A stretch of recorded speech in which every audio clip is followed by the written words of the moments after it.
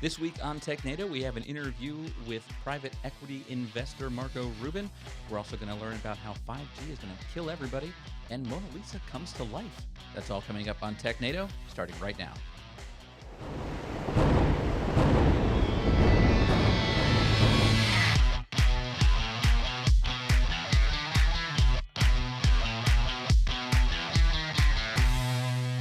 Hello and welcome to Technado. I'm your host, Peter Van Rysdam, and I'm joined this week, as always, by Don Pizzette and Justin Dennison. How you doing, gentlemen? Doing fairly well. I got my coffee, ready to talk about some news. And an interview. Yeah. Yeah, we're talking actually with a venture capitalist today, which normally we wouldn't do, but he's backed a lot of pretty cool tech, a lot of drones and oh, dang it! You just said drone. So if you're playing buzzword bingo, we start early here. Check your buzzword bingo card for the word drone. If you don't have a buzzword bingo card, where can they get it, Peter? They can go to go.itpro.tv/buzzword-bingo and get one of those. And yeah, I don't have drone yet because I said it, but they get to mark off drone. But you at home, you all get to mark off drone if it is on your card. No holds barred. But yeah, we'll be talking in a little bit with Marco Rubin, who's a senior investment senior investment director for the Center for Innovative Technology up in Justin's old stomping grounds of Virginia. So we'll ask him all about that. Yeah, I mean, I never thought we would say that on this podcast. We'll ask about Virginia. But there we are. What's up with Virginia? We should put that on the bingo question. card. That's the first question. What's up with Virginia? All right, well, let's talk about some news because we definitely have some interesting stuff that happened this week. We're going to start over at CNBC.com. Equifax just became the first company to have its Outlook downgraded for a cyber attack. And so, I mean, we're still talking about that attack from back in 2017 and still having significant ramifications for them beyond just all the potential customers that they lost, I guess. Yeah, and where this is significant is actually not so much the Outlook downgrade, but that this is really the first punishment or negative action we've seen against Equifax. Like Equifax had a huge breach that lasted a significant amount of time, and the data of hundreds of millions of people was released. And I'm not talking about first name, last name, and email address. This was social security number, date of birth, all sorts of stuff was leaked out.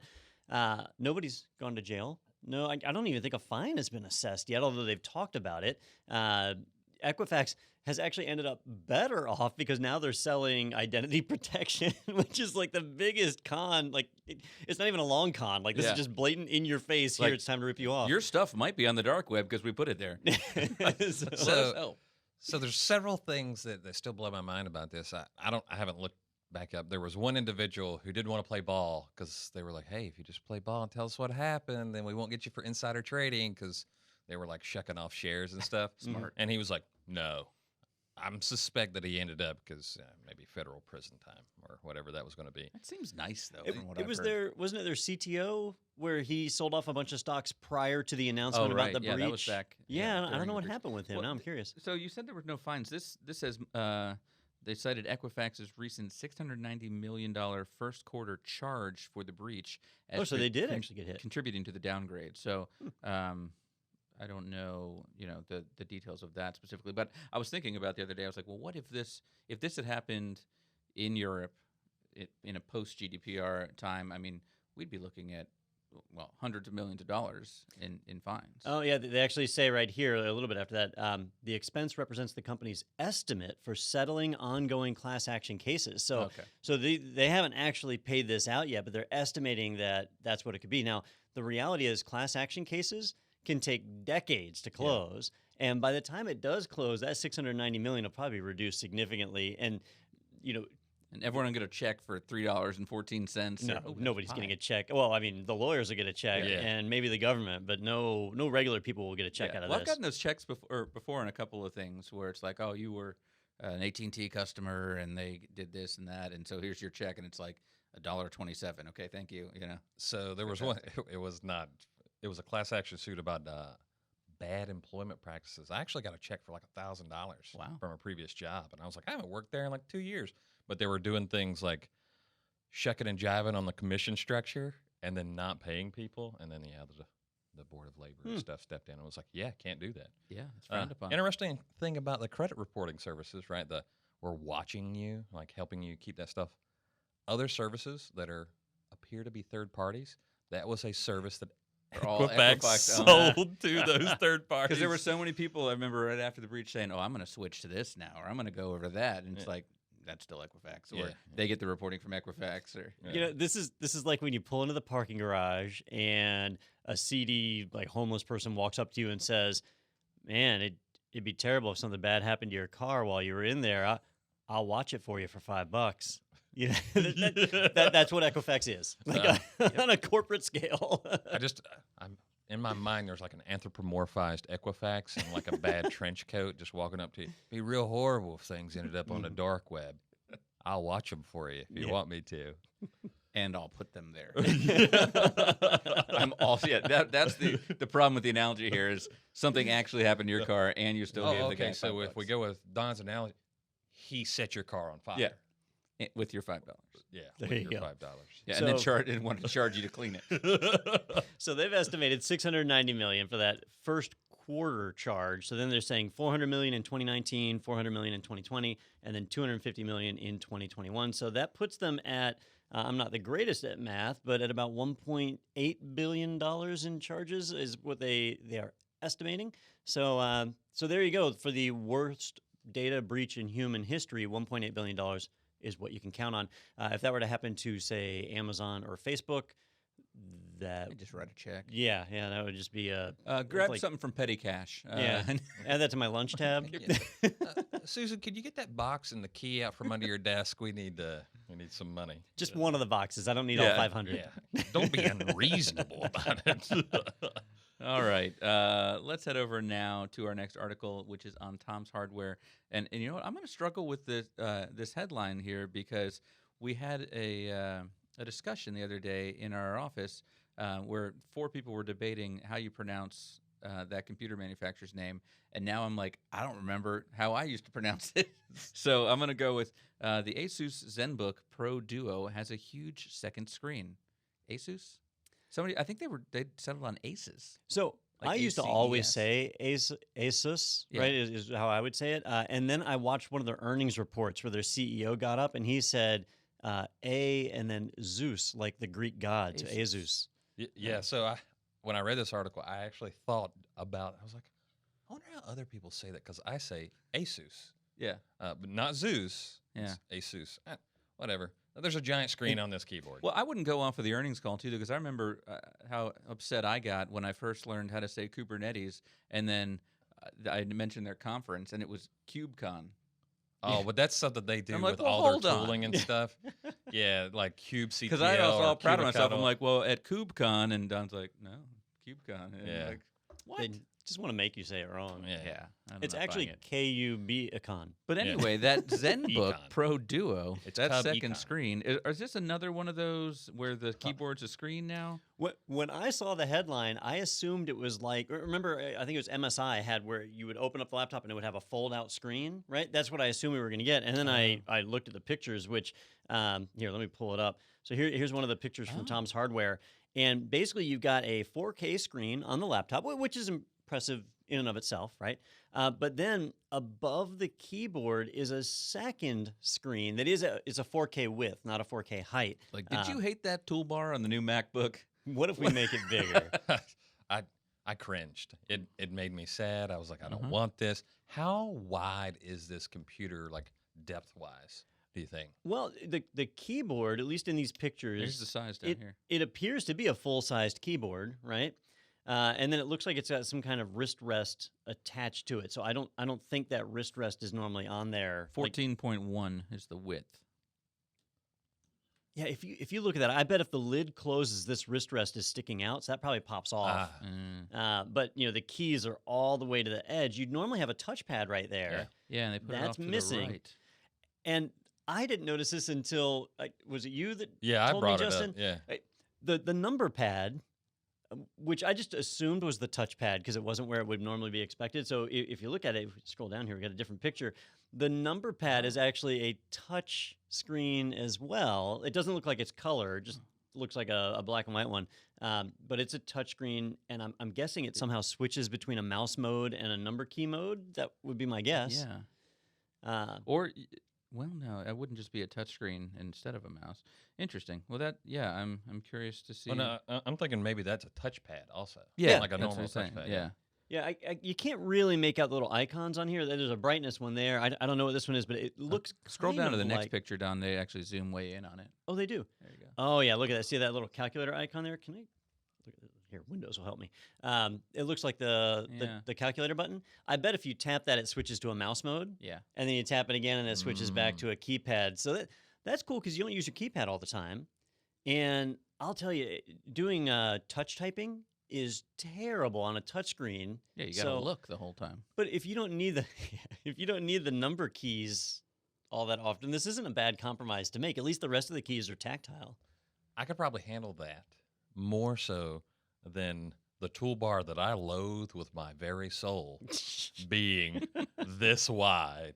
Because I can see it going, did you mean to turn the volume up and possibly restart your computer or subscribe to this ad and print ask this? Siri? I Yeah. don't know. Stop it. I don't. This is like Exhibit on Pimp My Ride said, I heard you like that toolbar, so I put a toolbar under your toolbar. Yeah. You know, It's Yeah, I'm not a fan. do they give the resolution of that screen? The bottom one? They say it's 14K, but it's that's just the width. Or no, not 14K, 4K, but that's the width. They don't give a height on it. Yeah, I wonder how much you could really do with that. Is it so much to ask that I could just get a powerful, lightweight laptop that turns on and has a comfortable keyboard that doesn't break? Yeah, they're called Lenovo's. Oh, Burn. And the gauntlet has been thrown. Why don't they just make so we still have keys, but just make each key on the keyboard an individual little screen here, so the space bar can actually show me some video too while I touch Peter, it. if All this right. comes out in 6 months, Hang on a minute. We don't have this as a news article, but have you seen my Elgato Stream Deck? No. no. It's off camera over here. I don't think I can get this on camera without destroying my desk, but it's Oh yeah. each button is an LCD screen. Yes. And you program it on the computer. Can I Pull it in a little bit more there. There we can sort of get it on camera. So each button is an LCD screen, and I program it. It's what controls my monitors on the wall. And I Okay. mean, you can have it launch programs. You can assign letters Can I get to a it. whole keyboard of that? So Do they have a- just announced a new one 2 days ago that has 32 keys. So it's still just 32, but I get the whole every alphabet. letter of the alphabet could fit on there, right?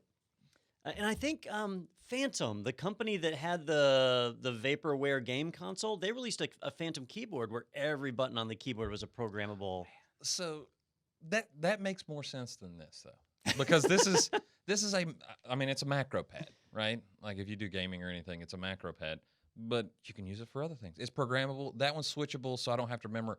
Oh well, if I want to launch or whatever, right? Crisis. I don't know. That's the game.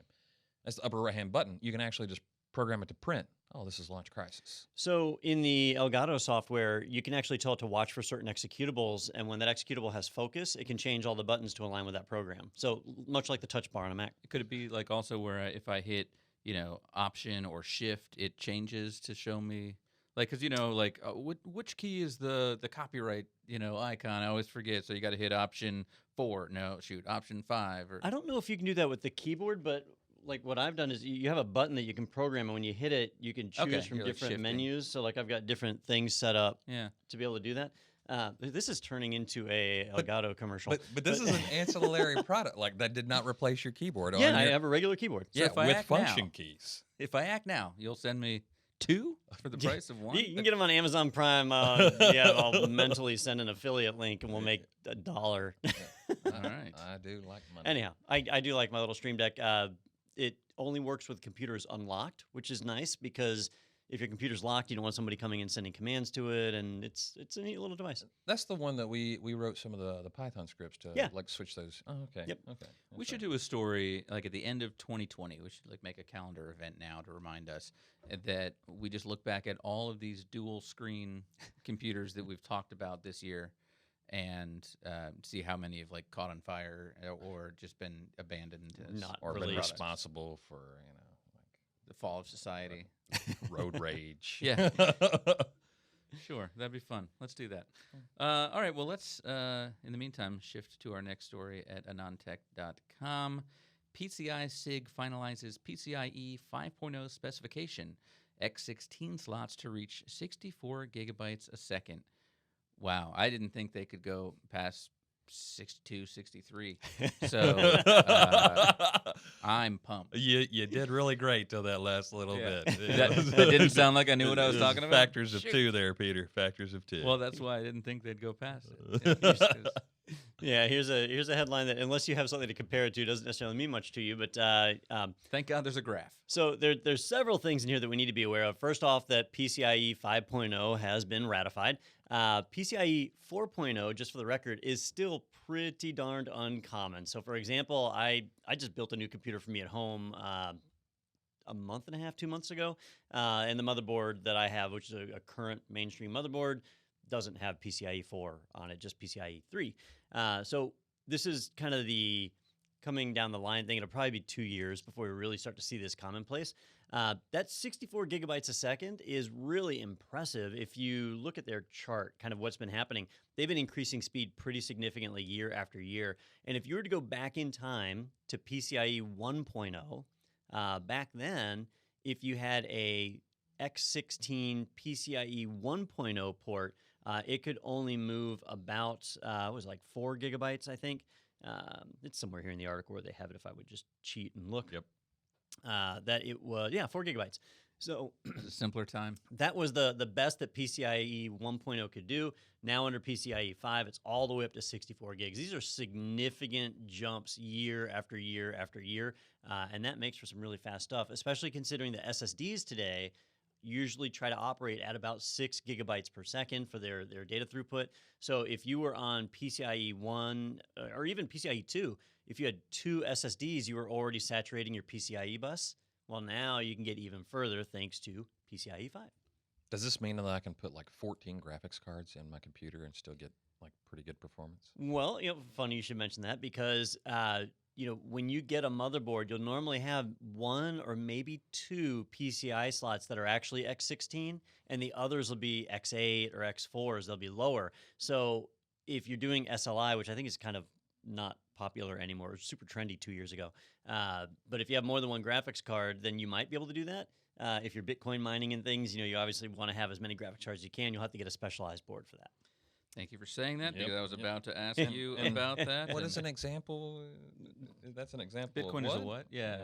Yeah. It's like a money This is the buzzword poison. buzzword bingo.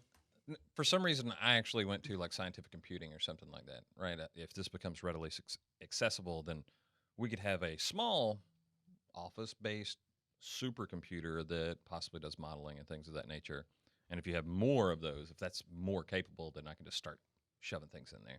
So I went from a computational side, and not so much from like a mining side or whatever. Yeah, I mean, on a computational side, you're still limited by the bus going into whatever processors you're working with. So, like your GPUs, they have a limited bus. So, this I think gives us a lot of runway. It'll probably take a while for everything else to catch up and make it useful. All right. Let's stick with computer hardware news. Well, kind of goes over to software on this one, but Forbes.com has this one. Dell accidentally confirms new version of Windows 10, and there is an update on this since I originally saw it, so I'll have to... So now we can say The that update. Dell accidentally confirms new version of Windows 10. The update is Dell officially says, no, there's no new version of Windows 10. So they backed off. But a couple of days ago, there was a bit of hubbub or kerfuffle or whatever, where Dell had posted the specs of a new laptop, one of their new XPSs that are coming out.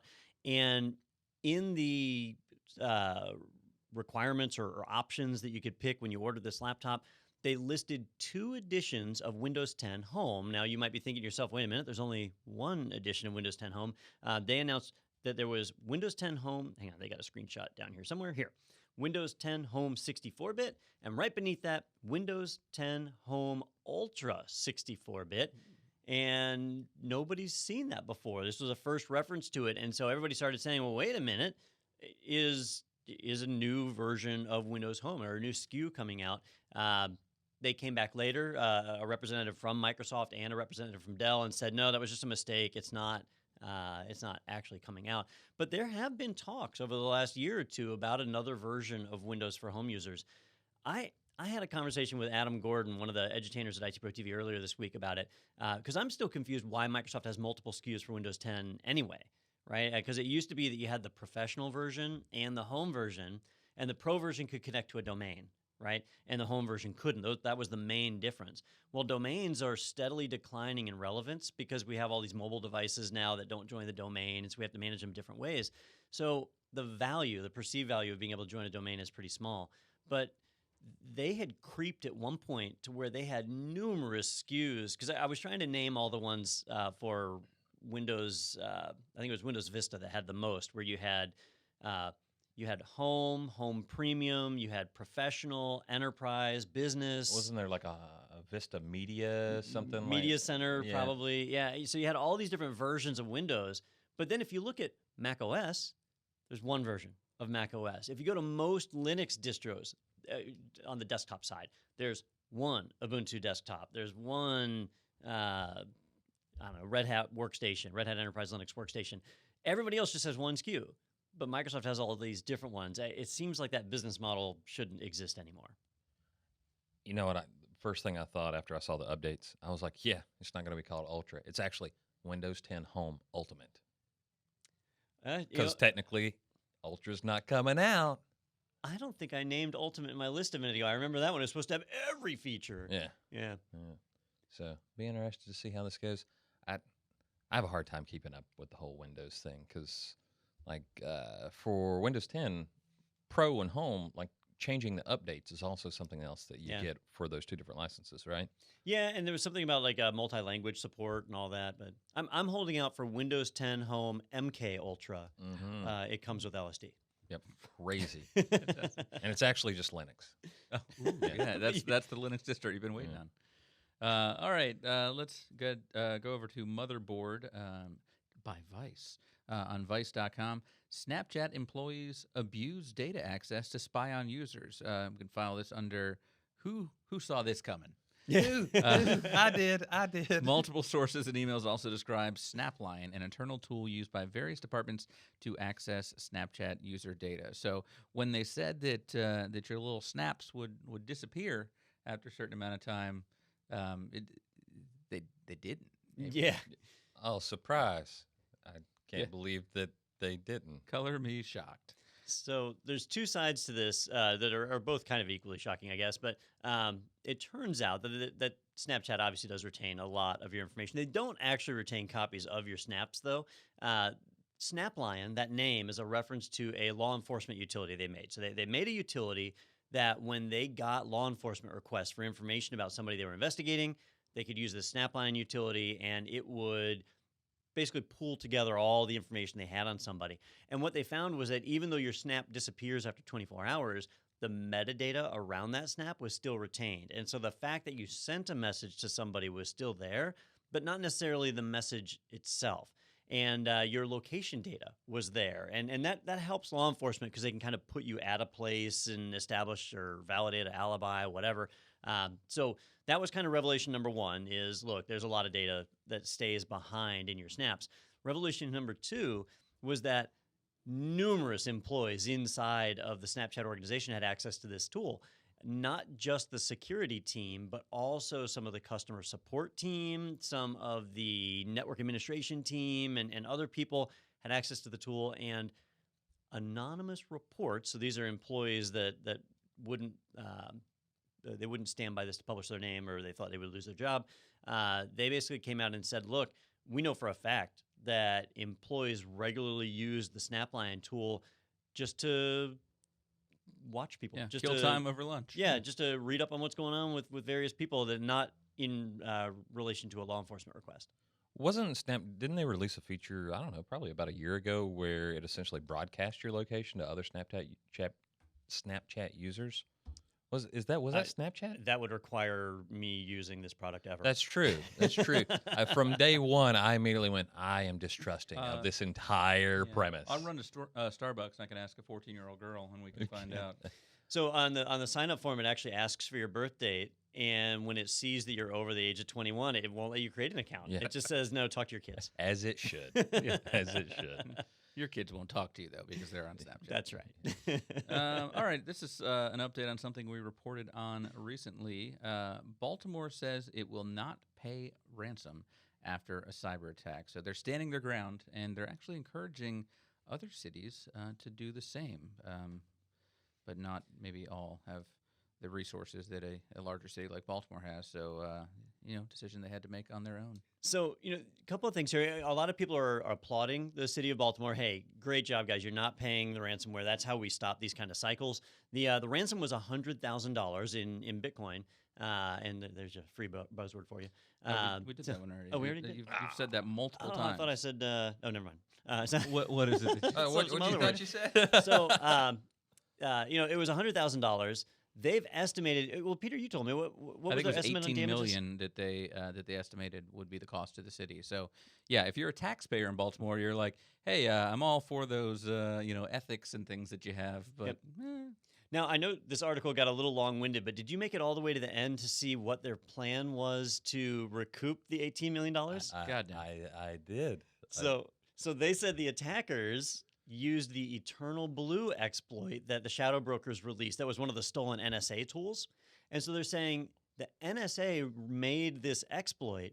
So we hope they have the keys to decrypt our data, which I can guarantee you they don't, right? Like the attacker's going to generate their own keys. That's wishful thinking. They shouldn't have even put that in the article.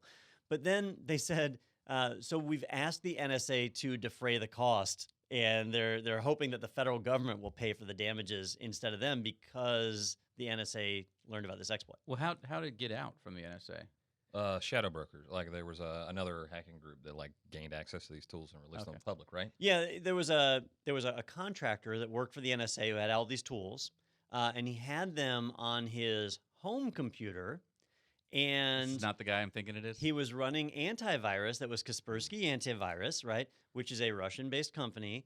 And so what they're saying is that the Russian government reached in through the antivirus as those files were inspected. They didn't have to reach in because they were sent up to Kaspersky to be investigated. Yeah. And that they gained access to the tools and then released them. Now, it's not totally confirmed that it was the Russian government. Could have been independent actors or whatever. But they were able to capture that, and that's how those tools got out. And this is why you don't take your work home if you work at the NSA. Yeah, and if the story sounds a little fuzzy to you, that's because this happened back in 2017, right? Coincidentally, Microsoft released a patch for Eternal Blue in 2017. So again, the city of Baltimore is saying, well, the NSA released this. I think the city of Baltimore probably should have run at least one update since 2017. It's called, someone called it gross malfeasance, which is a word I love. Yeah, Malfeasance. the cybersecurity firm Errata Security said Microsoft provided the patch and going 2 years without an update. This actually follows from an article that about infrastructure and cost of upgrades and things at a municipal level that I think it was me, you, and Daniel were talking about way at the end of last year, and $18 million doesn't seem too hefty because make an update, you don't have this, you're not at $18 million. And Interesting. This also says some experts say that other malware known as Robin Hood was used in the attack, not Eternal Blue. Was that an NSA? Well, so they haven't released details on this one, so so we're we not don't really sure. have. All we can rely on is what the city of Baltimore is telling us, and so the city of Baltimore is saying it was Eternal Blue. How some of these other people are saying that it was Robin Hood, I don't know. Which we have no reason to not believe the city of Baltimore. Well, yeah, it's true. No, I'm being sarcastic. Have you not seen all the stuff about their mayor that just resigned? No, what happened with him? Tell. She was embezzling money. Was from this her, the book deal? Yeah, that was the Baltimore. The kids' mayor, I'm pretty books, sure. she was writing children's books, and no, that wasn't Baltimore, Yeah. was it? It was. Yeah. All right. No, maybe. Let's see. It's hard, especially for our audience members that are Catherine not Pugh. here in the U.S. Yeah. We have in the United States we have a really we have freedom of speech, open, transparent government, and so we're able to see our corruption on a regular basis. So it's hard to keep track of it all. Yep. Because the first headline I found when searching her name is Korean Society of Baltimore seeks return of $60,000 in campaign contributions made to Catherine Pugh. Who's not currently the governor, right? Someone else is like that's already. Yeah, the there's new mayor already was been sworn like in 11 days ago. May this is May 9th. So she's still mayor then, because their computers all have ransomware on them, right? Yeah. So they can't like change it out. Yeah, She's they still haven't- there. They haven't been able to print the new signs yet because Print Shop Pro won't open. Print Shop Pro. Well, if they haven't upgraded their on Windows haven't Vista patched things. Ultimate Media Center. I gotta know. Do they still make Print Shop Oh, Pro? God, What I was hope that so. company? We used to make banners on it with the dot matrix printers. Was that a Macromedia product? No, this is before that. Forever ago. Yeah, Broderbund. That was the company that made it. I'm just trying to see if they Just still last make release. it. No, we're taking our lives in our hands, showing your real time I know. I'm search. just going to a random She Google search. She takes it down. Cut the feed. It's fine. They do Oh, we actually- found something. It's $100 for Print Shop and it still Professional. exists. Yeah. Oh, see, For what versions of Windows? I want Who I want a knows? classic 3.1. to put up on your wall back there next to Bob and Red Hat. Yeah. Red Hat version Huh. That's 0. impressive. All right. Well, there we go. Yeah, we learned something today. All right, let's head back to Tom's Hardware now for our next article. Also, a security article here. Report says 1 million systems were affected by a remote desktop vulnerability. And we have an update here as well, which is what we always love to get. Had an update just today. But let's first get the backstory here. So, Don, can you bring us up to speed on what's going on? So, and if there's an update, I haven't seen it, so I'll be curious to see what it is. But there's a 0-day out that affects the Microsoft Remote Desktop Protocol. It allows an attacker to interrupt the authentication process and actually be able to send commands in and have access to your system, which is bad, right? So this is really one of those really, really bad vulnerabilities.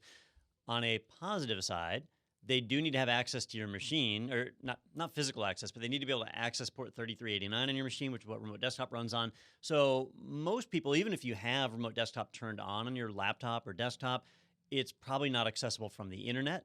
So that kind of minimizes the impact. One of the security researchers that reported in the article had done a scan and found, I forget how many, something like 9 million systems that were running it, but only 1 million that were affected. And the reason that number got so much smaller was that years ago, I mean, we're talking like 10 years ago, Microsoft rolled out a new security protocol that goes along with Remote Desktop called NLA, Network Level Authentication. That was introduced, they say Windows 8, Windows 10. It was introduced back in Windows XP, but it was an optional thing. And then in newer versions, it became on by default. So as long as you have NLA turned on, you're not affected. As long as an attacker can't get to you on port 3389, you're not affected, so you're protected there. But I know I used to do port forwarding for 3389 on my home firewall, so that when I was out in the field, I could remote into my computer at home. If I had done that, which I don't do anymore, but I used to, so if I had done that and wasn't requiring NLA, then I'd be one of these 1 million people that were vulnerable. So if you're doing that, if you're exposing RDP for your network, I know a lot of network administrators like to do that to be able to remote into their work computer or whatever. Double check, make sure you're requiring NLA, then you're taken care of here. If not, consider restricting access to port 3389 on your firewall. Just a FYI, I opened this article earlier, also Don, and I did not have the update. Upon refresh, the update will be at the bottom. Oh, so the update has happened actually while we're filming. Yeah. that's So pretty while we sweet. were, There's updates at the bottom. And the update says No, this like article right is under the entirely top. false. Oh, it's, okay. it's like Right right above under that. right there. Yes. So Microsoft issued a second warning about the Bluekeep vulnerability, noting that in addition to roughly 1 million internet-connected systems affected by the flaw, there could be many more computers inside corporate networks that are also vulnerable. So it's just the ones that they could see, I guess, earlier. So what they're warning people there is about a leapfrog attack, right? Mhm. So if you have a compromised machine behind your firewall, then that machine would be able to access port 3389 and all the other systems on your network, and so you'd be vulnerable there. So yeah, it's a good reminder and absolutely true. So neat update. And yeah, it's 6:50 a.m. Pacific time, so this was right while we were filming. Awesome. Yeah. Look at that. Good times. Things are really coming together. All right, let's head over now to Duo.com and their Decipher blog. Docker bug allows root access to host file system. Justin, you know things about Docker. Oh, and once again, my biggest complaint, every article about Docker has to show what? A shipping container. Thank you. I know. I'm gonna say. Oh, that's what that gonna get is. Yeah, it's always shipping container. It's like barges of shipping It is containers always. with a whale on it. Oh, Yeah. I glanced across it real quick and thought it was like It a looked like memory a- array. Yeah, it looked like No. a chip Yeah, or something so at first because the It's green. always like a barge with shipping containers, a shipping container shipping containers. Yeah, what was it? Shipping ships. Yeah. God, That's yeah. a weird. By the way, that's a real thing. Yeah. But I'm not so much the security individual. I actually had to read about the attack a little bit in here. I am more security aware now than I used to be. because know- of this podcast. Well, podcast, various interactions, typically with Don. Don will make you paranoid. Mhm. You just hang out with him. Yeah, I still haven't taken my Foscam camera down. So So I'm actually paranoid. So it doesn't work. But Yeah. So I just assume like people do really bad things with Docker containers. Like leave the root user as the default user and the running user of the container for a web application that's being exposed. And I'm like, that's bad. You shouldn't do that. yeah. So yeah. At the end of the day, though, like Docker, it's a container system, right? So it's supposed to take whatever your application is, and no matter how crappy that application is written, I mean, if it's got SQL injections and all sorts of stuff just built right into the app, it doesn't matter because it's in that container, right? So access to the underlying OS is not obfuscated, but actually separated, isolated. You can't get to it, and so you're protected. You've limited the scope of the attack. So when you hear about an attack like this, where you get root access to the host file system, that is a very, very powerful thing, because if you have root access to the host file system, then you could go and write things to like the sudoers file and enable your self-sudo permissions to then be able to execute other commands. You can create, you could define a user account. Yeah. There's all sorts of stuff that you could do with just access to the file system, not even necessarily access to other commands. So it's pretty powerful. The way this attack works is actually based on a well-known type of attack that they reference in here. It's called a time of use. Where is that? TOU. Here we go. TOCTOU. Time of check to time of use, or TOCTOU, TOCTOU. If you've never heard of that type of attack, be aware of it, because what happens is a lot of times an application will run and it'll do something. And it says like, all right, Justin's about to write to a file. So I need to find out if he has permissions. So I'm going to look at this directory and see if he has permissions. And then if he does, then I'm going to go and write to this file. Well, if that happens immediately, that's great, right? But what if there's a delay in between? So it checks and it says, oh yeah, Justin has permissions on the file. And then as an administrator, I go and remove those permissions, and then the application goes to write. Well, the application's already checked. So it then goes and it performs the write even though those permissions are gone. Now, applications tend to execute things in nanoseconds, like really, really fast. So it's super hard to pull off this type of a thing. But what the security researchers found was that in the file writing system inside of Docker, there's a little gap in time when a container comes up where it's writing its own files, which it needs access to the base file system. And you can exploit that from that time of check. So that it will check and see like, yeah, you should be allowed to write. And then you go in and you actually do that write before it finds out that you're not supposed to. So this style of attack is not new, but using it inside of Docker is. And so this is a big deal. They have already created a patch for this and rolled it out. If you use Docker in your system, you absolutely need to do this one as soon as you can. Otherwise, your base operating system is in danger. And I think this highlights something that people are like, oh, well, Docker's safe. Just like you said, it's segregated. It's segmented from my base file system, my base computer. However, diving a little bit deeper into like how Docker containers work, just assume that it's not is probably a good practice. Don't let the root file, the root user be your running user inside your Docker container. Do appropriate things, and for things like this is a programming issue, right? I check, yeah, it looks good, and then I allow writes, but then I've allowed time for another write. That's a data race condition. Those things can happen all over software. It just so happens that they're in Docker. And it happens with virtual machine technologies too. You hear about VM escapes, and that's similar. I mean, not necessarily using a talk to attack, but those types of things are real. So we just need to stay on top of them, and that's why we report on them right here on Technado. Public service. We're doing our part for the That's kids. right. The more you know. All right, let's head over to gsuiteupdates.googleblog.com, which is This is the official site, right? This is the official Okay. Google blog. Yep. All right. So Gmail confidential mode, which we talked about a few weeks ago, is launching on by default on June 25th, 2019. So coming up in under a month here, and confidential mode. Let's recap again for the people that maybe didn't catch that other episode. So Google has, it's actually been in preview for a while now. You could actually go and turn it on right now if you want. This confidential mode, it's going to be on by default on June 25th. So if you're a G Suite administrator, this is going to be on. So just be ready for it. You can turn it off if you don't want it, but it is going to be on. And what confidential mode does is it adds some extra protections for people when they're sending emails through G Suite. When you send an email, you'll actually have the option to set things like a time limit, that if they don't read this email in the next 7 days, then the email gets deleted. Or even if they do read it, like you'll Like only... Snapchat. Yeah, like Snapchat. Yeah. So in the future, we'll see Google reading your emails. I just assume that happens Yeah, that anyway. happens. Well, I'll they talk do about that in a second because they ads, can. yeah. So you can set time limits on emails. You can prevent them from being printed. You can probably the coolest feature, if you know the person's cell phone number, you can require them to enter in a code that is sent to them via text message in order to read the email. Like an OTP? Yeah, because if you think about it, like let's say I send a secure email to Peter, right? And so he's in G Suite, I'm in G Suite, I send him the email, and then somebody on the FOSCam in his house sees him type in his password. Oh, man. And so now they go and they log in as him. Well, when they log into Peter's mailbox, they're him, right? So they can see the email. Who cares what protection's on it? They can see it because it's his credentials.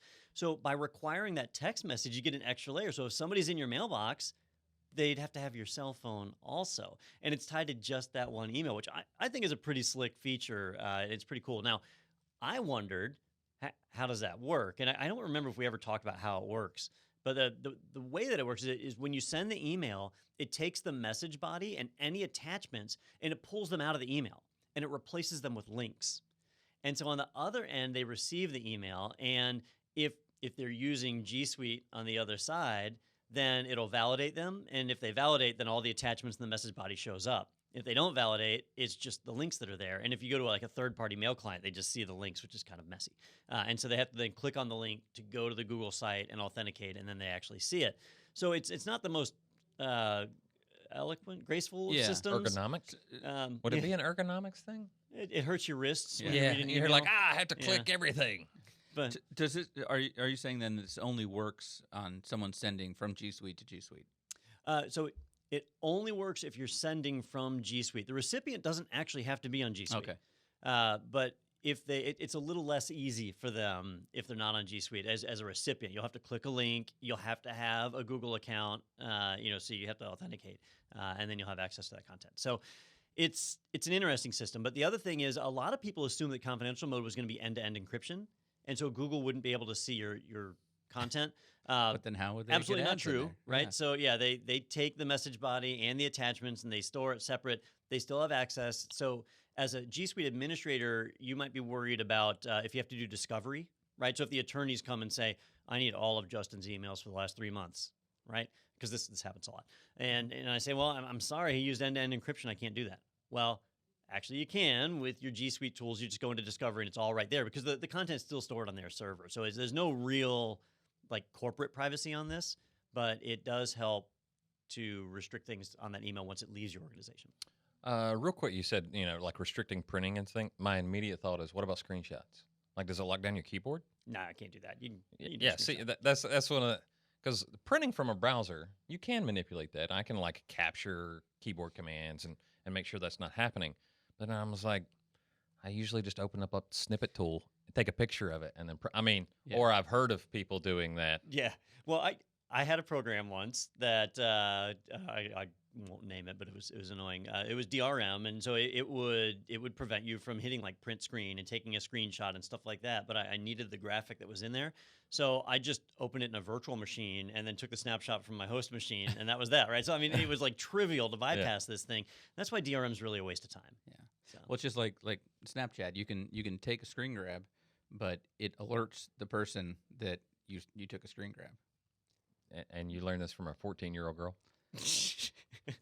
Look. You set it up, man. I can't help it. Yeah, You threw I a mean, softball in the I think we air, did and I had set a the, 32-inch bat just ready. Although I will argue that even with Snapchat, like if you were to, let's say you brought up one of those Android and a VM type things, ran the Snapchat client in there, I could bet go you could around take your that. screen grab from the host OS and it wouldn't even know it. I bet you could. Yeah, I'm, sounds like I'm an certain. experiment. Let's give it a try. I mean, who has a Snapchat account here? I do.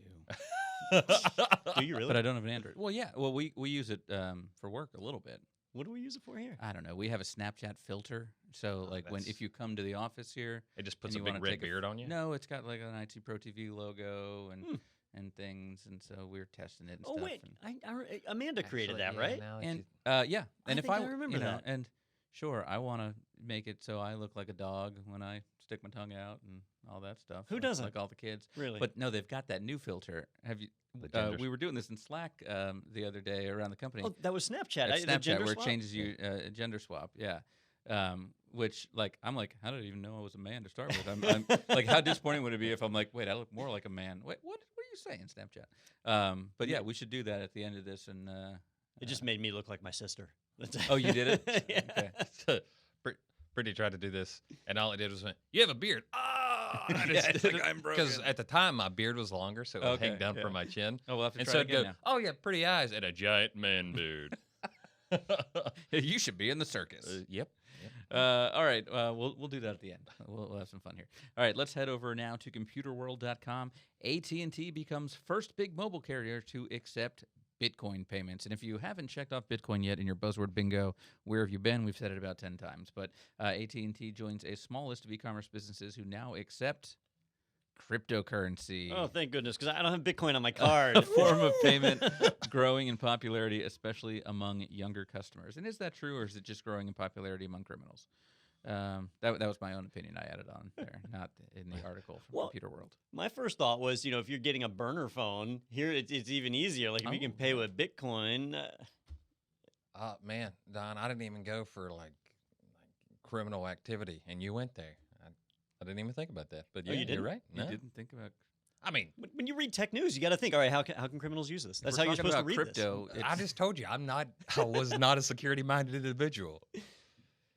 But yeah, I guess you can buy an easy burner phone with Bitcoin. I mean, you can buy a But- burner phone right now with cash, so that's just yeah, as but good. You could steal it from the city of Baltimore.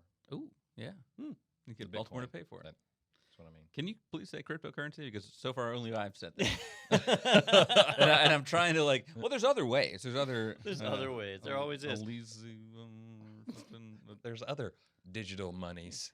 And I was disappointed to see that it wouldn't take Ethereum or a Litecoin, Dogecoin, even. Like if I could buy or pay for my account, I do wonder on a legitimate basis, like how many people were asking AT&T to pay with Bitcoin, because I just don't see who would make use of that. Besides what you just described. Maybe it's a Yeah. marketing thing. Drug dealers.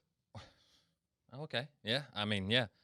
So this is one of the things where I've always wondered how do large corporations take this, because there's always been a volatility. Maybe I haven't checked the market Yeah. lately, but like cryptocurrency markets tend to be very, very volatile. How can they confirm that they're accepting correct payment? Because looking at Coinbase and all those, you're like, oh yeah, wham, Yeah.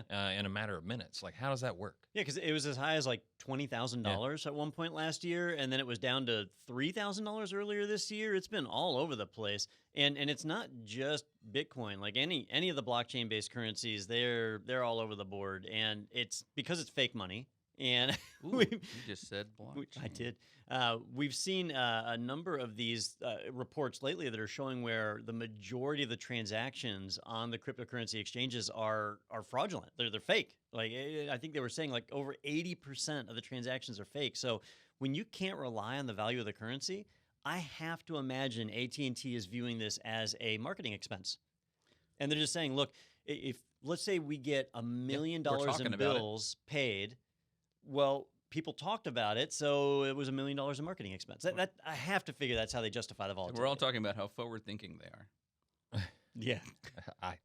I can't even tell you're bitter. So what do you mean that the transactions are fake? Because isn't that the whole point of blockchain, that we're able to see that these transactions existed, and You can see that they're fake and you can ignore them, right? But there's that 50% attack where if somebody can ever take over more than 50%, that fake transaction becomes real.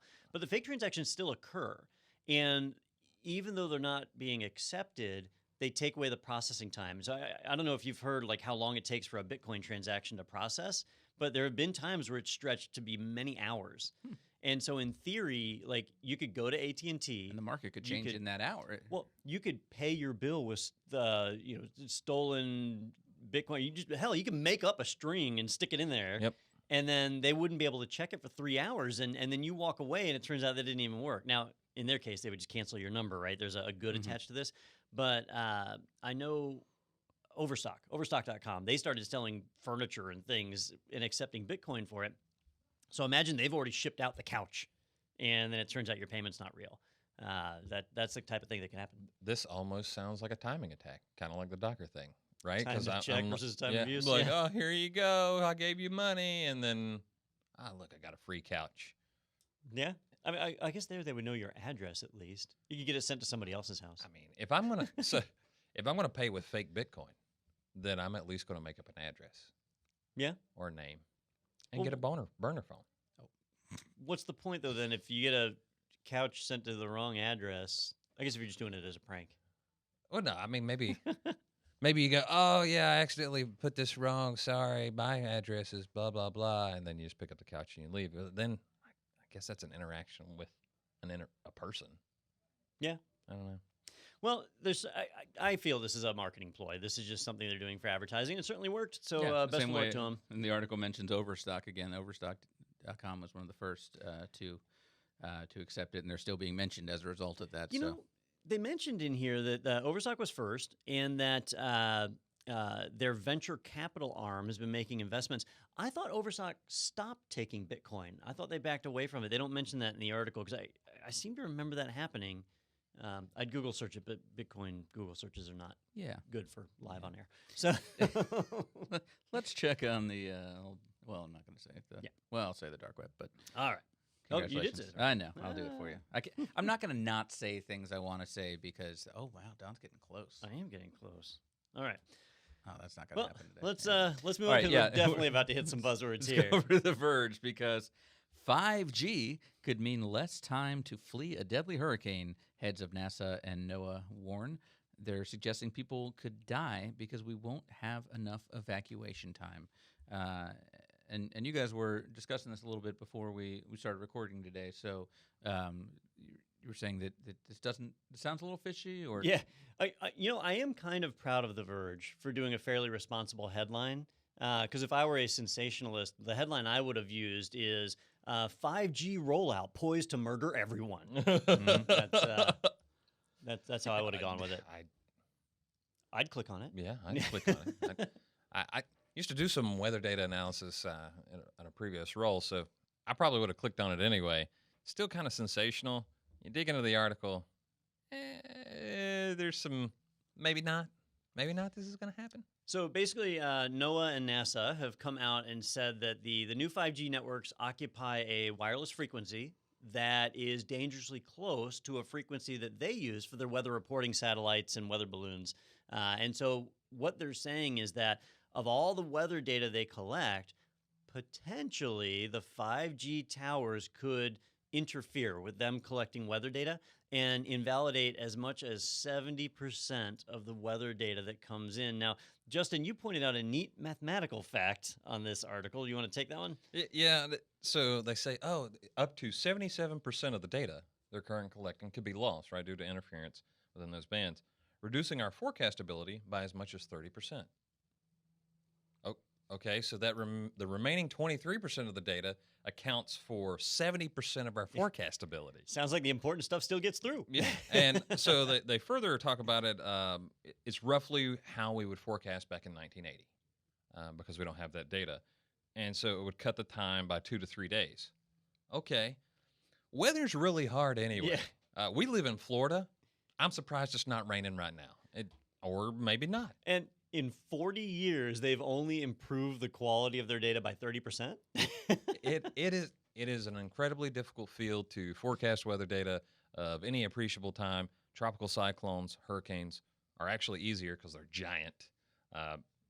But it seems like we might be all okay because there's still those people who are like, I'm not going to go anywhere, regardless of whether you tell them 5 days or 3 days. So, I'll tell you, tornadoes are really the big deal because they pop out of nowhere and people die. They're really dangerous. We don't usually have tornadoes in Florida. Sometimes we get them spun off of hurricanes.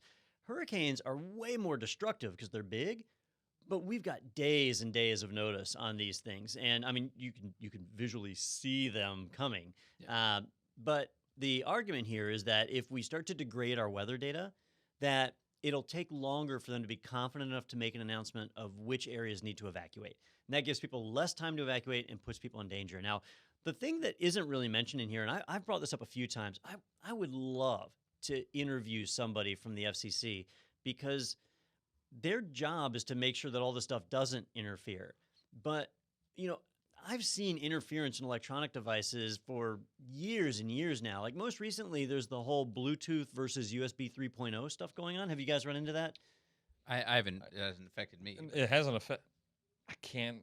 It seems familiar, but it's not popping into my head. USB 3, when it's moving at full data speed, so like if you have a USB 3 hard drive hooked up, it interferes with Bluetooth. And so if you have a USB Bluetooth receiver, forget that thing. Your Logitech mice and stuff will go crazy.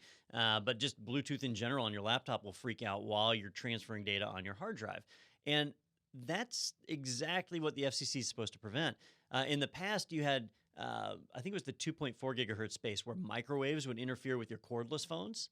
And that's why you started seeing cordless phones in 900 megahertz and 5 gigahertz because they were trying to get away from the microwave frequencies. So we've had interference like that. Did either of you ever have a Nextel phone with the push-to-talk? No, the push-to-talk. I didn't have it.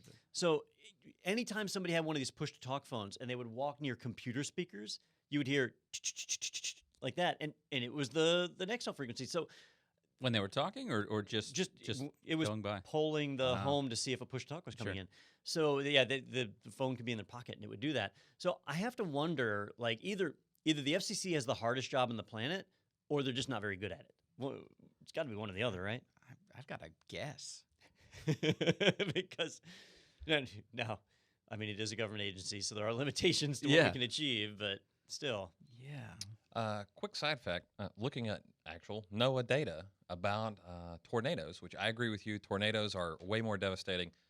We actually get a bunch in Florida. We get 66, which are roughly about where plain states are, except for Texas because it's giant, per year on average between 1991 and 2010. However, ours are tiny. They're like less than what they call F1s and stuff. They're just like, beep, and then they're gone. They're not like the ones that happen outside of Oklahoma City that are a mile wide and have 300 mile per hour winds. What do those come off of? Cumulus? I don't know. I just know that you have to have upward cyclonic action, which usually means you have land heating. I'm trying to figure out which buzzword he's going for here because stratonimbus isn't one of our words. Oh, you mean him? I was like, no, those are actual things. Dang it. Because I am one away. Wait a minute. That didn't work. I'm one away, but my words are stupid words. I didn't not going to say anything. Yes, you did. No, I did not. I said cumulus. No, I'm pretty sure you said that. I did not.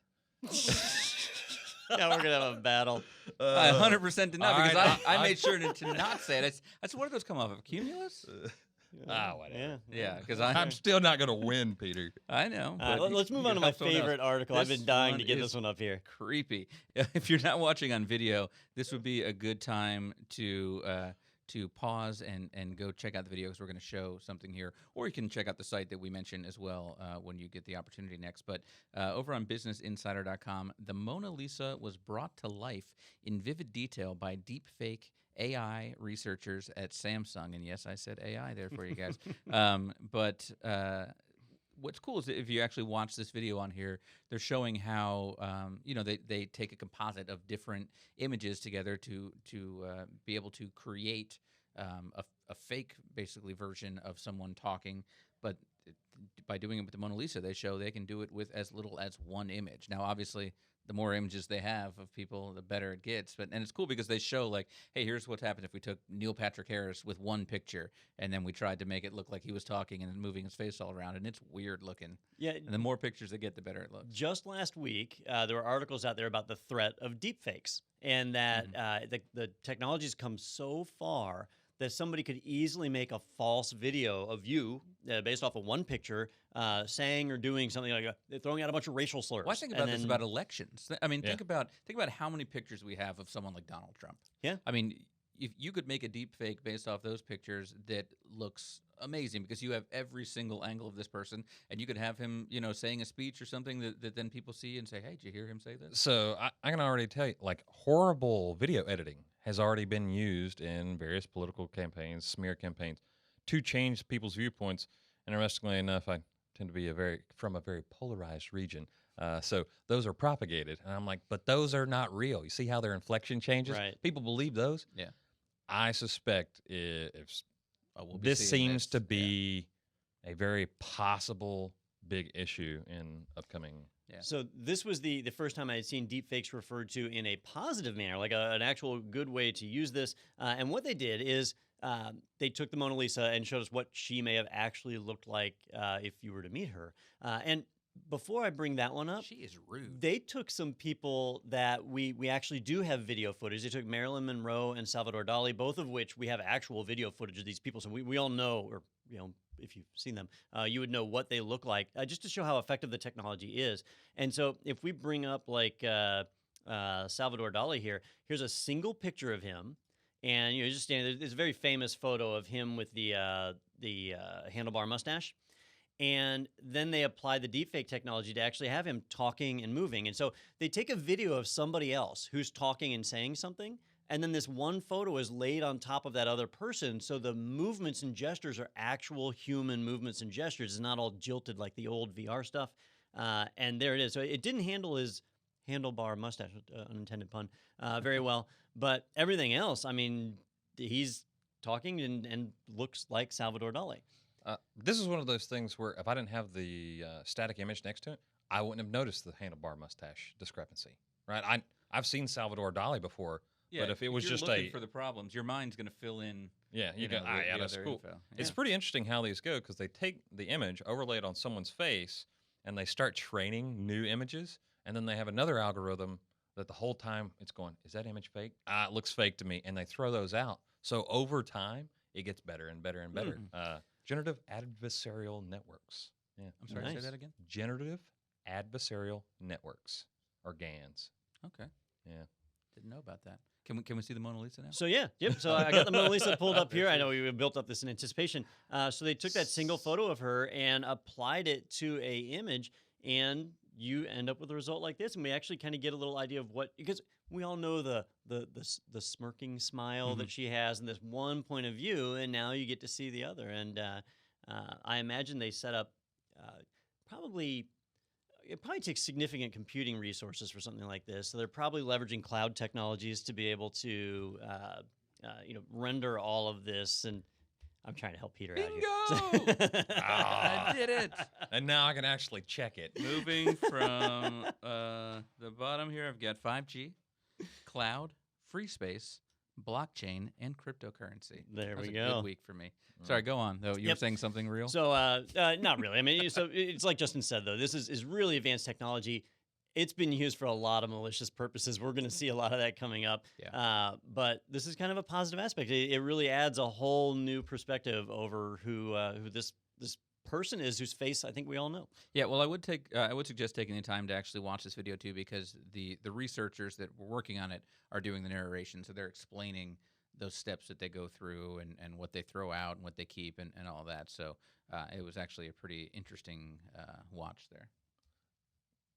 Yeah. Awesome. Yeah. Good. Oh, I thought you were going to say something. I do. I made that as awkward as possible. You're going to So- tell us it's all crap now? Yeah, no. So all those, I actually made all those fake articles and posted them online. It's weird. knew it. I'm joking. I don't have time for that. But I did look up a couple of things that interest me from today's news articles, right? Sometimes I like to dig a little deeper. Overstock.com still uses Bitcoin, still accepts it. So I just went and added something in the cart. I was going to buy a couch with Bitcoin, And send it to Peter's house. and send it to Peter's house, and then go pick it up. You can before he watch got me home. on my Fozcam as Yeah, I so get confused. What on is my this burner couch here? phone that I Yeah. purchased also with Bitcoin, and just saw that it's still a selection. I don't know the process. I've never bought anything with Bitcoin. I don't really care to, honestly. Secondly, I was interested about the fines for Equifax. Mhm. We estimated over that year, those several years, it's going to be roughly $1.8 billion. And I went, that's a lot of money. But is that a lot of money to them? Oh, So I went and looked up their fourth quarter earnings statement This for is just 1 quarter of Yeah. a year. of last So- year? yep, Okay. fourth quarter of 2018. Want to guess? Oh, okay. So this is earnings. So this is Revenue. revenue. Okay. Yep. I'm going to say $2.5 billion. Negative 1.8 billion. $835 million, right? And you're like, Okay. oh, well, they're paying out 1.8 billion, but that's over the next 3 years. Yeah. So if they kept that Yeah. for quarters, right, they make roughly 3.2 billion. Now I'm doing some large generalizations here. That's 3.2 billion a year. Next 3 years, they'll make almost $10 billion. Yeah, it's roughly a fifth. But they've been downgraded But if you now. still have $8 billion, Yeah. $2 Doing billion alright. gone is all right. You know, and I guess on a positive side, it's not like they need to invest in cybersecurity since they've already had a really, really bad breach. It can't get any worse, so Yeah. they can That's true. knock that line item off their budget. And they have that, I mean, the stuff's already on the dark web. They're just monitoring for it now. Yeah. Yeah, so. Yeah. But it Going for interested two me. bingos with that one. All right.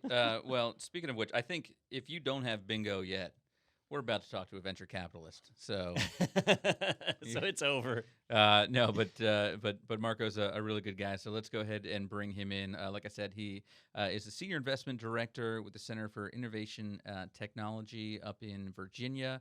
And so we're going to hear about some really cool technologies that they've been able to be a part of, and that process that they go through for selecting who they work with. So let's take a look at that right after this on Technado. My name is Dana Morrison. I'm the IT director at Grace Christian School in Raleigh, North Carolina. IT directors often hoard so much knowledge that it's hard for their team members to learn. IT Pro TV has given us the ability to level up our technicians to a point where they can decide this is important for me to learn. I would recommend IT Pro TV to any IT team. It's just a great tool for any IT professional. All right, welcome back to Technado. We're joined now by our guest all the way from Northern Virginia. We have Marco Rubin, who is the Senior Investment Director at the Center for Innovative Technology, which henceforth I'm just going to call CIT. 'Cause that's a lot easier. How you doing, Marco? Well, thank you. How are you guys doing? We're doing great, thank you. And so for those that aren't familiar, why don't we just start by learning a little bit more about your company. So tell us what the Center for, well, I said I was going to just say CIT from now on. So tell us what that's all about. Sure. The part of the organization at CIT I work for is the investment team. Center for Innovative Technology is a private company with taxpayer money. We invest equity capital into startups throughout the Commonwealth of Virginia. Be eligible, you have to be based here, but beyond that, we look for high growth, high expectation companies in a variety of sectors: aerospace, life sciences, energy, software. And we have a big cybersecurity accelerator.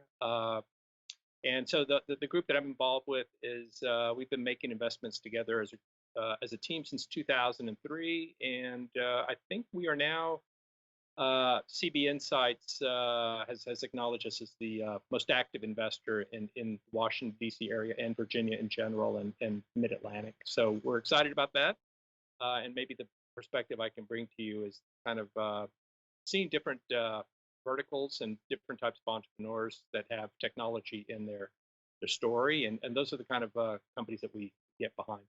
Yeah, I know we've talked to a few companies recently that are from Maryland, Northern Virginia, D.C., that whole area, and with kind of all the government tech up there, it spawns a lot of cool, innovative companies as well. And I see the rocket behind you, so we'll definitely get into that stuff. I want to talk about that, but first, I'd love to hear a little bit more about your background. I think you were actually with NASA originally, right? But before you kind of got into the equity side of things. Yeah, I had started out. I had hoped to be an astronaut. I was an astronaut trainer, which basically means I was part of a team that certified astronauts and flight controllers to operate spacecraft. And the punchline there was 3 years of that in a very exciting time frame. Became clear that I was not exactly what you call the right stuff. So it also was clear to me that I enjoyed small organizations, more nimble organizations, and I thrive in that environment. And through a whole series of fortunate events for me, I got involved in corporate venturing, and then after that as a venture capitalist, and now as an institutional seed investor. So starting from small to medium to large companies is the usual path that most investors take. I've done just the opposite. Started with very large checks, worked to medium size, and now small checks. So that's what we do here at CIT. We write a lot of seed and early stage checks in the high growth, high expectation area that you would expect a venture investor to be involved with. So I've always been interested. You just said I wanted to be an astronaut, and then I became a venture capitalist. It's a fairly large jump in my, but how does that happen? Like, you just go, oh, look, I found a pile of money. I wonder what I can do with it. Or how do you go about doing that? Selling moon rocks. So so after I left NASA Johnson Space Center 1 month before Challenger accident, and it was fortuitous timing for me. A retiring astronaut, gentleman named Dr. Bill Lenore, recruited me and said, "Let's get into commercial space," and that started in 1980, end of '85 into '86. And that started an 11-year aerospace engineering and consulting experience. And from there, a large firm called Booz Allen, I then was recruited into MCI to run their corporate venturing group. And quite frankly, that was a total accident. I simply was asked to provide them with a way to go about doing venture capital by the organization. I wrote a proposal for them, and to my horror, they said, "We like the proposal. You're going to run it." And after one or 2 weeks of not having any sleep, I was the guy doing corporate venture investing for a Fortune 500 company in the mid '90s. So think the height of the .com era, and I would argue a pretty clear bubble in history.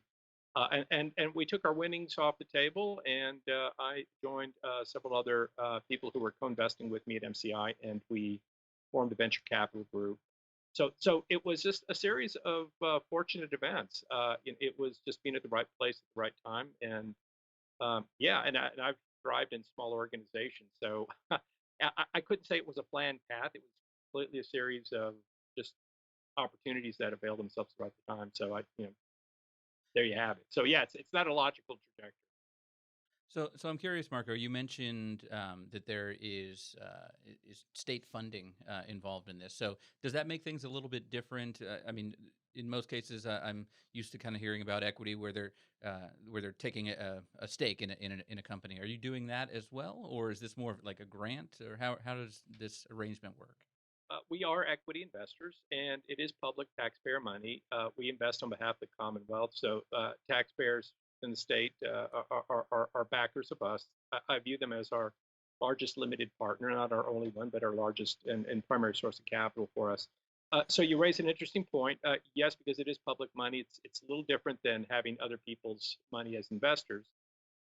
We have, while we're looking for very high growth companies, and at the end of the day, there's an economic development motive, we are looking to back the very best companies we can find. And our reasoning is if we can find those and back those, there's a virtuous cycle. We not only look for exits, of course, but in the course of creating a really good property, the best way to see how well you're doing is to see if other investors join along in the co-investment process. So in other words, will other people, other investors, whether it's venture capitalists or angel investors, write their own checks alongside us as part of a syndication? And so for our small fund, we've attracted almost $1 billion of third-party co-investment.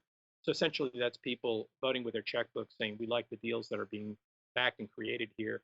So what we look for really is special kinds of entrepreneurs who have a mentality for entrepreneurship, We're looking for very big growth markets. We're looking for some, as you suggested in the name of my organization, Center for Innovative Technology, we are looking for innovative technology. So we don't have to split atoms. We are looking for some boundary pushing. We're looking for the amount of capital it takes to take this company to the next level. Can we be a material participant as a small investor? And then ultimately we're asking ourselves the question: Will this sort of investment create an economic outcome for the Commonwealth? So we're looking for return.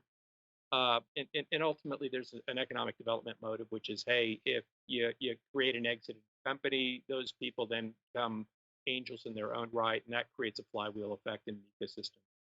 I hope that makes sense. So there's a virtuous process in the whole cycle. Yeah, absolutely. And I was actually looking forward to this interview because I had a question specifically for somebody like you that I've been wanting to ask for about a year now. We go out to the RSA conference, and it's a big security conference. You mentioned that cybersecurity is one of the spaces you guys operate in. And each year we swing by the startup pavilion, whatever, I forget what it's actually called, where they have all the startup companies that are usually just one or two people in a very, very tiny booth. It's not even really a booth, just a Lean-to. 2-foot square desk or something. It's a Yeah. lean-to. And you hear all these great ideas for products, and some of them look really promising. Most of them you look at and say, man, I doubt they're going to be here next year. It seems like a really volatile market right now. Cybersecurity is changing so fast. So I'm curious for you. You mentioned the various things you're looking for in companies, but when you're talking about seed funding that early, it's got to be near impossible to tell whether a company is going to be successful or not.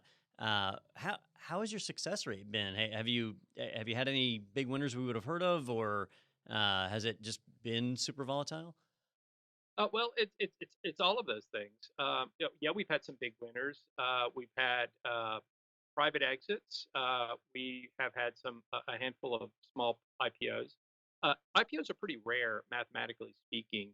And just to give you a sense, most of the exits that we have tend to be trade sales, acquisitions by either public or private companies. That was also true in my life as a VC, and it was also true at MCI New Ventures.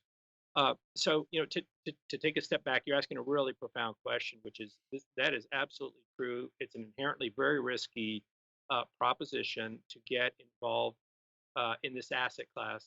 One of the terms people use is that this is the kind of investment that people have to be accredited investors, meaning there's an SEC definition of what it means to be that, and this is the kind of money that can create outsized returns, but also there is an inherently high risk profile. So you're exactly correct. To give you a sense of the duration, angel investors, well, let me start off with venture capitalists. Venture capitalists have 10-year fund lives. So the expectation is a VC will make an investment and hopefully get out within that 10-year period of time. If we're talking about software, it's not unusual to see a 3 to 5 year expectation. If it's something involving chemistry or metal bending, it's going to be on the longer side of that time horizon. But then throw on top of that the angel investor, who usually comes in before the VC, and that may be several years before the venture capitalists come in. So kind of the mental model to think about is an extremely long runway relationship and company building, and we get deeply involved with these companies. So you ask a very good question about how do we identify the companies we want to back, and I don't think there's any silver bullet except to say that it is a very diligent and rigorous process. I mean, there's some data to show that the best types of investors are not necessarily gut checkers or profilers, but they're people who are more disciplined and behave more like airline pilots, more methodical, more rigorous. And that's what we do here. We're very structured. We have an investment committee process that acts as a check and balance to the investment team. And so when people go through our process, it may seem heavy-handed, but what comes out of it is a lot of learnings, both for us, but also for the entrepreneur. So the way to think about getting a relationship with us and going through our process is we can make investments quickly, but we've discovered that more rigorous diligence, slower methodical reviews of the company, try to understand the sector. It's an imperfect process, but we look at companies from as many angles as we can. We bring in third parties. Our investment committees for each one of those funds I mentioned earlier, we have VCs from those sectors represent us at the table. We have exited entrepreneurs. We have some corporates in there. And the whole point is to act as a check and balance to the investor who is bringing the deal in. So if I'm excited about a deal, it's their responsibility to bring a broader perspective and a check and balance to our view. And out comes a very kind of well understood set of unknown unknowns and known unknowns, and what are the types of risks that we think we can accept, and what are the ones that we can't, and we sort out our investments that way. So the mental model with us is it's a very diligent, very thoughtful process. And maybe one last punchline in all of this is that we do provide a lot of feedback to entrepreneurs. There's a disincentive for professional investors to do that, because if imagine you're managing other people's money, you really are, as a pure return on investment investor, you're paid not to provide feedback, but you're paid to find the best deals and get great outsized returns. We, on the other hand, because we are public money and we believe in ecosystem building, we provide people feedback when we think they ought to do tweaks or wholesale changes, and sometimes that's well received. Often it's very well received because there's just not an incentive to systematically do that, and that's where we live. So we've been talking about this being a little different model because it is public money, and you said there's economic development in mind when you're investing in these companies, and some of the kind of markets that you've talked about, life sciences, chemistry, various security firms, pretty widespread. However, you talked about risk. How does that play into the economic development, or if the Commonwealth of Virginia has a say in this? Like, do they go, hold on, I know there's a possible big payout, but it's our money. Are they part of that board? And if so, how do they manage that risk with like the outcomes for economic development? Yeah, so that's an interesting question. So economic development, and maybe to break it up into pieces, when I think of economic development, I think of the one of the derived outcomes of what we do is that when there's an exit or jobs created, that's an outgrowth of the investment. So think about it this way: we look at investment just like any other investor does. We're looking for an economically sustainable, viable company, right?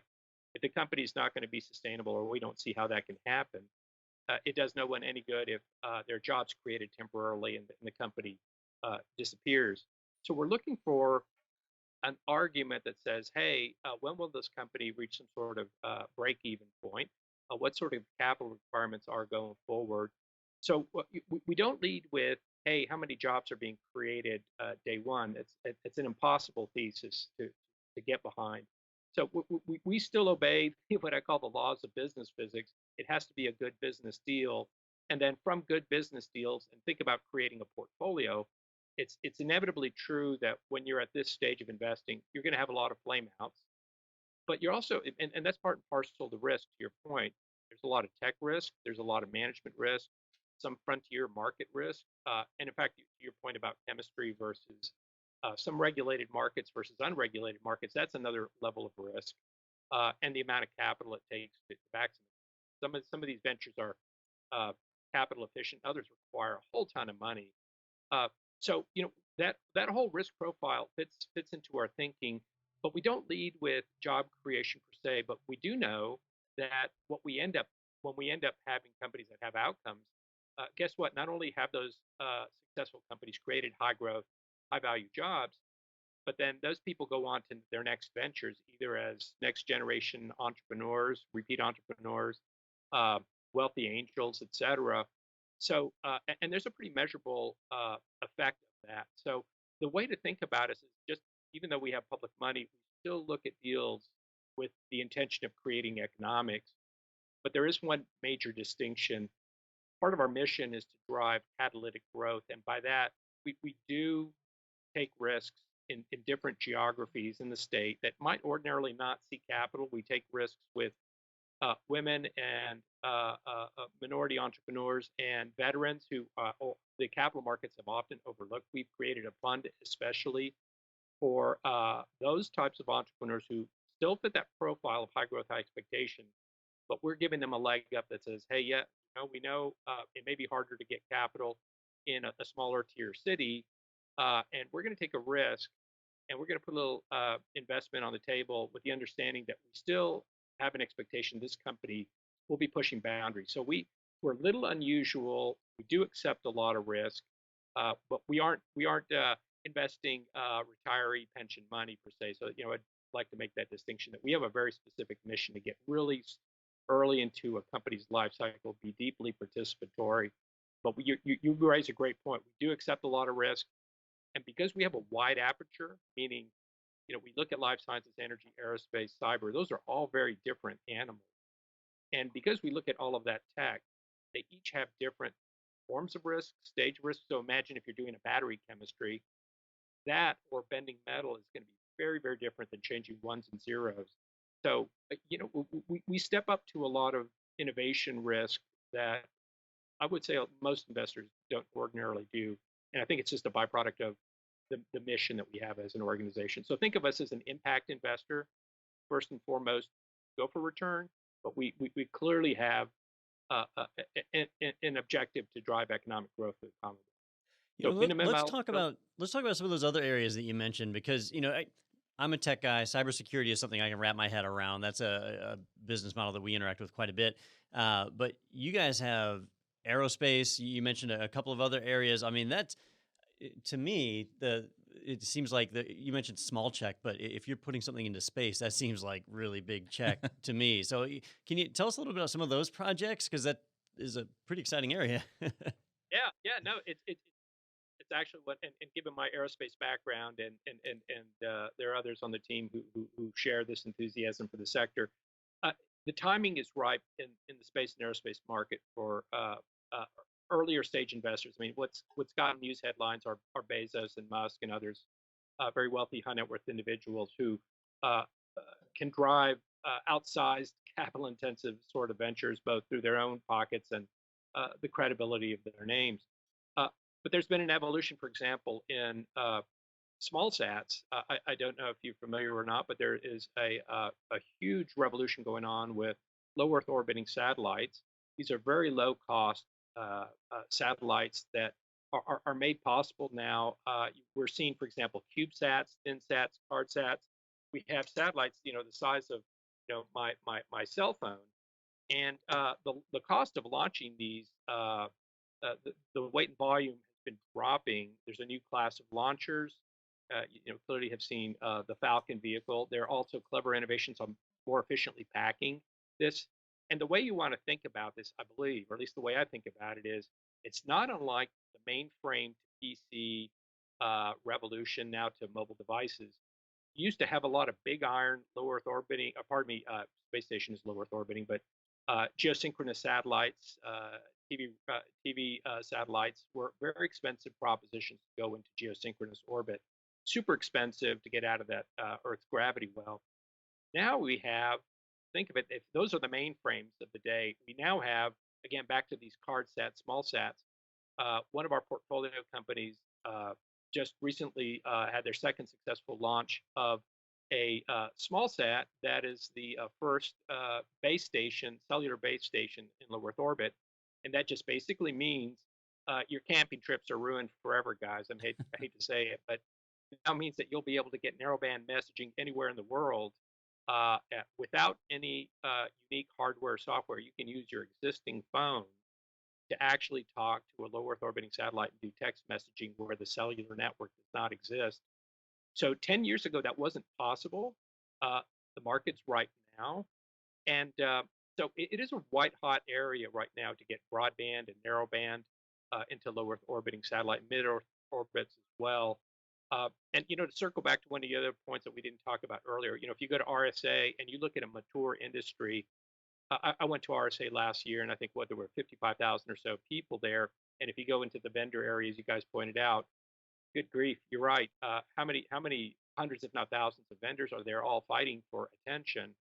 And I continue to be very enthusiastic about cyber, but it is getting to be mature in a lot of areas. And if you look at any particular part of cyber value chain, endpoint security, you'll see what used to be a handful of logos now be hundreds of logos representing companies, vendors that are serving that area. And that's fine. That's just simply indicative of a maturing, evolving market. And there are plenty of opportunities there. I just see that in a sector like this that's emerging, it's exciting because there's an opportunity to be an early entrant in the market space. But with that also comes, as you might imagine, some of the early first mover risks. So yeah, there are trade-offs.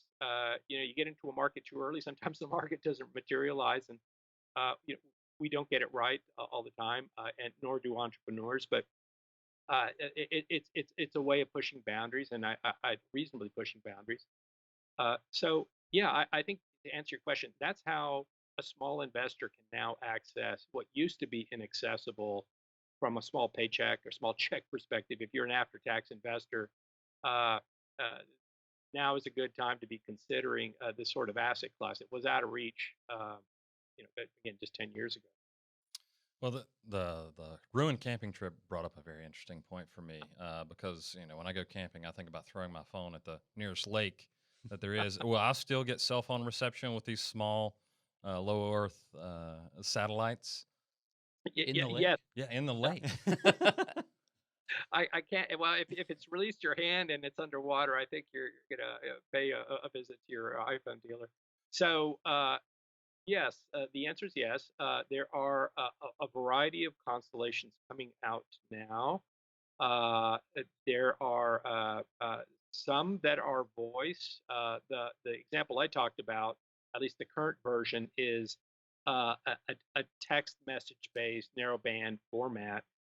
Yeah, so it automatically detects when you're out of range from a cellular network, and it looks for, it senses for a signal that it can acquire. And if you're within range of that satellite, you'll be able to do a storm forward and burst it up. As more satellites get added to a constellation, you will have near, if not full-time coverage. So the way you want to think about designing an orbit, it's almost like you design an orbit to where you want your coverage to be. So if you're camping, you're off the grid and you're away from a cell tower, you will now be able to get connectivity with a satellite. And again, I just use the example of low Earth orbiting. They're higher orbiting constellations as well. But some will be narrowband, some will be broadband. And when I say broadband, I mean the ability to do voice, data, text, video, the whole multitude of applications that you would have in a bandwidth-rich environment that you have in an urban center. So yeah, think about 911. Wouldn't it be nice if you're caught in a tough situation that you can now send an SOS in an emergency situation? And so I was being a little glib saying that we're going to ruin your vacation. The other way to think about it is this is also an opportunity to know that if you have whatever happened out in the woods, you can send out an SOS E911 message and get help. Now, you mentioned early mover risk, right? So if you get into a market that is emerging, something that's brand new, there's always some risk. And this is super timely because just yesterday, Engadget had an article out about SpaceX's Starlink satellites, which are kind of what you're describing. It's Elon Musk's effort. I guess they launched, I forget how many, 3,600 satellites or something so far. Oh, wow. But their plan is 12,000 total of these micro satellites or whatever we want to call them that are supposed to provide internet access across the globe. Well, it's a great plan. You can get internet access to people in rural areas and countries that wouldn't normally have that type of access. So that's the positive side of it. But now the controversy is starting to emerge, right? So astronomers, a lot of amateur and professional astronomers are saying that the satellites are blocking their view or shining light back at them. That was what the Engadget article was talking about. Other people have talked about there was an art exhibit that's basically an advertisement that's a low orbit satellite that'll be visible with the naked eye. So there's a little bit of controversy starting, and that type of thing could snowball until it becomes government regulation, and all of a sudden these projects get sidetracked or delayed or whatever. So for you as an investor, is that a risk that you're able to calculate, or is that just part of the chance you take when you're an early mover, when you're getting in there in the very beginning? Yeah. So attempting to predict an outcome is pretty difficult. The longer your prediction horizon, you might imagine that the more likely you're going to have an error. The shorter your prediction horizon, just like predicting the stock market movement, it's the same sort of thing. The shorter your horizon, the more likely you're going to get closer to the high and low that you expect. Uh, yeah, you raise an interesting point about risk. And just to be clear, as far as I know, there already is regulatory risk in commercial space. So, for example, it starts with the launch vehicle. The FCC gets involved with spectrum usage. They're pretty clear guidelines about that. There was one constellation called Swarm, I think, that got in a little bit of trouble, and I'm not sure where they have left things with the regulatory process. Oh, I Spec- remember that. They didn't file their paperwork, but they launched the satellites anyway, and so they got hit pretty hard. But I guess they worked it out. They paid, I don't know, $50 in fines or something like that, and it's all fine. uh, so yeah, I mean, so there appears to be a cure, and you're also raising an interesting point about orbital debris and unintended consequences of the complexity involved in tracking a lot of both assets that you want to track that are just debris and deliberate man-made devices that are part of an active constellation. So yeah, I have not done thorough analysis. There are a lot of smart people who are thinking about traffic management, collision avoidance, interference with other, not just communication systems, but you bring up a point about telescope payloads and Earth observation. I think there will be international regulatory guidelines expanding in this area. So you take what the examples you just made and multiply that by the number of constellations that are likely to have happened by other sovereign nations. We're going to get a lot of traffic very quickly.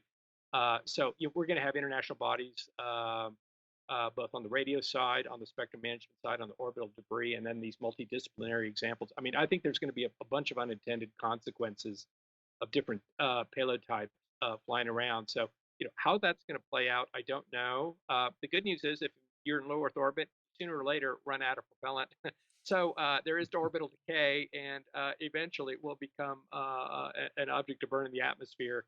So if you park a satellite in a geosynchronous orbit, that's a stationary orbit. So anything below that are more energetic orbits, and sooner or later end up here on planet Earth. Low Earth orbiting small sats, they'll burn up pretty easily, but there are legitimate concerns about an overabundance of essentially constellations. But I think it's all manageable. I don't think these are showstoppers. These are in the realm of what I would call solvable regulatory problems. And yes, there is the potential for regulatory risk here that we haven't anticipated yet. Well, I'm glad to hear the process that goes into this, because I always assumed there was just a magic 8 ball, and that's how you selected where to invest. But so let's say I live in Virginia and I have a drone that spits out microsatellites. How would I go about getting in touch with you to get a check? Well, so minimum eligibility, you need to be based in Virginia. So assuming that's the case, and assuming you believe that your company is poised to go down this path that we just described earlier in the podcast, the way to contact me is a couple of ways. Always call me, or you can certainly email me at marco.rubin@cit.org. We're always looking for innovators, entrepreneurs, and by the way, if it's not a fit for us for whatever reason, there are other mechanisms that we look for. Sometimes companies need more time or resources to bake. We have on the other side of the organization a grant program called CRCF, and that's Commonwealth Research Commercialization Fund. These are 50K grants. And unlike the equity side that has a very different criteria, this is a once a year, as I understand it, selection process where they nail up search areas, and the CIT impanels reviewers to look at that. So my point in saying that is that we also coach people too. So in addition to being, I want to say, good stewards of money, we also try to connect people to the right sources of capital. For example, the National Science Foundation and NASA are now working together, as I understand it, to do this sort of fast pitch format to get to a kind of an accelerated phase 1, phase 2 SBIR grant process. It's mumbo jumbo, but it basically means it's a very substantial grant program for exceptionally high risk evolutionary kind of research stage projects.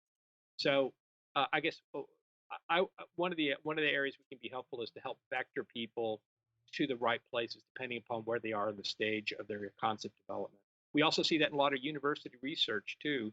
We see guys who men and women who are pushing boundaries, and there are instances where the capital markets make sense. There are a lot of instances where it doesn't. And one of the questions we often ask ourselves is, hey, are you building a lifestyle company, or are you building a high growth, high expectation company? If you're doing the latter, we're super interested to talk to you. If you're not sure, let's have a conversation and see if we can be helpful in vectoring you one way or the other. Well, that sounds good. I will get my paperwork together and run a U-Haul and move up to Virginia there. But thank you so much for taking the time with us today, and hopefully we can reach out again if you come across any cool investments and new things you want to tell us about. We'd love to have you on again. Does that sound good? I certainly would like to do so. Check back in soon. I've got a couple of super cool things in the cauldron here, so I'd love to talk about it. Sounds good. Well, thank you so much, Marco, for joining us, and thank you all for watching. But stay tuned because we've got more Technado coming up right after this.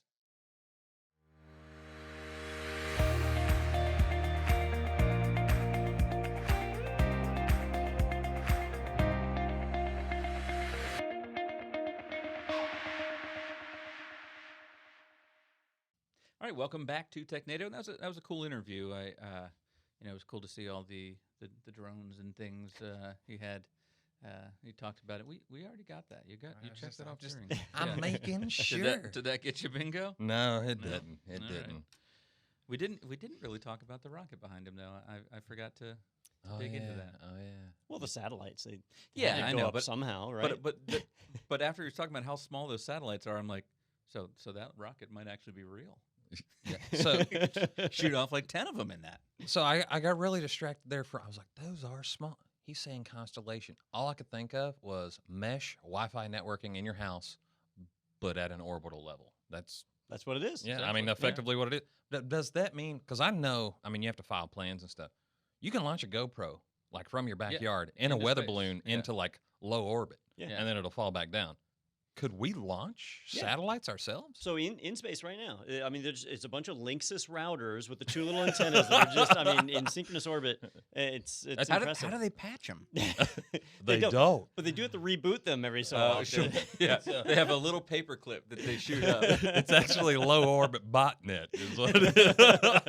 Pushes that little thing. No, that's fun. That's good times.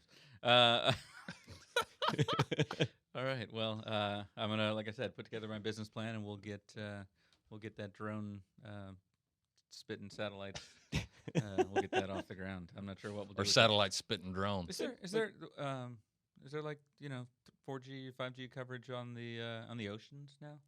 Because There when will I go on a be. cruise, that's a lot of money if you want to use the internet. There That'd will be nice. once these satellites go. Yeah. It'll still be a lot of money, I'm sure. Yeah, but sure. All right. Well, it'll come down over time.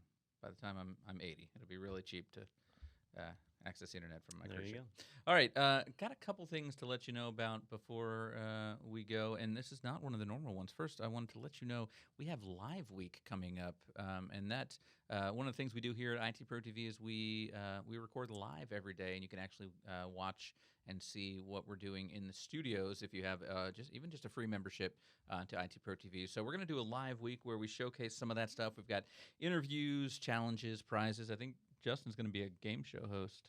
Yep. For one of those. Yeah, I got to find a horrible comb-over toupee. I hope you use the long mic like the Bob Barker. We don't have one of those. Oh, we certainly do. Do we? Yeah, well, we have the old mics that we use Oh, on the yeah, desks. we did. We could just We turn that did. into, we definitely have to use that. We can do that. But yeah, we'll have 5 days of programming. It's June 17th through 21st, 2019. You can check out the whole schedule over at go.itpro.tv/live-week. And Don, you'll be doing a lot of that too, right? Yeah, I've got a number of interviews that are going on. I've got a game show. We're doing Iron Tech. Oh, cool. Kinda like Iron we're gonna Chef. Talk to Leo Laporte is doing an interview. I've got. I'm actually a contestant on that game show. Yep. Got to start studying.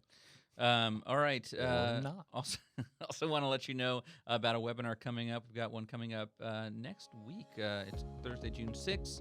PowerShell to the People, where Mike and Cherokee are going to talk about everything IT pros need to know about PowerShell. They are our Microsoft experts there. And you can head over to itpro.tv/webinars to register for that.